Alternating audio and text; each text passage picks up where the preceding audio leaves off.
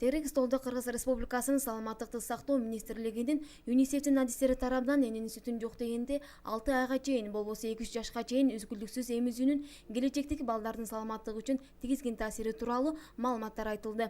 Талас областында 60% наристелер күнүнө 2 жолудан кошумча тамак катары нан, сүт чай ичишери атайын иликтөөлөрдө белгилүү болгон. Ал эми балдар арасындагы эң көп кездешкен анемия оорусу 15% баланын акылынын өсүшүнүн төмөндөтөт, бою да өспөй калат. Только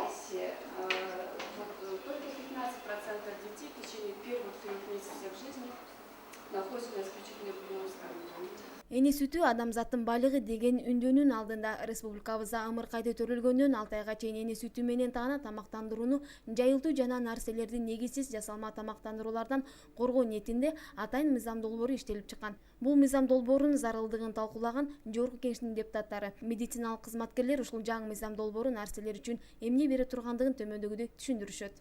Биздин максат бул жасалма тамактарды биротоло тыйып салуу эмес.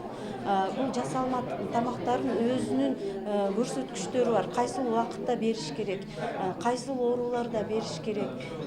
Биздин бул мыйзамдын долбоору ушул шарттарды карайт да. Биздеги көптөгөн ошол медициналык кызматкерлер ушундай бир пайда табабыз, киреше табабыз деп ошолордун фирмалардын, коммерциялык фирмалардын продукциясын алдыга жылдырып, өздөрү дагы пайда табып, өзүнүн берген клятва Гиппократаны дагы бузуп атат. Ошон үчүн ал экинчи жагы ошондой медициналык кызматкерлерге чек салуу. Кош бойлуу энелердин жана наристенин келечектеги саламаттыгына кам көргөн жаңы мыйзам долбоорунун маңызы балдардын саламаттыгына төрөтүүнөн тартып кам көрүү, келечекте дени сак энеден дени сак муңду тарбиялоо.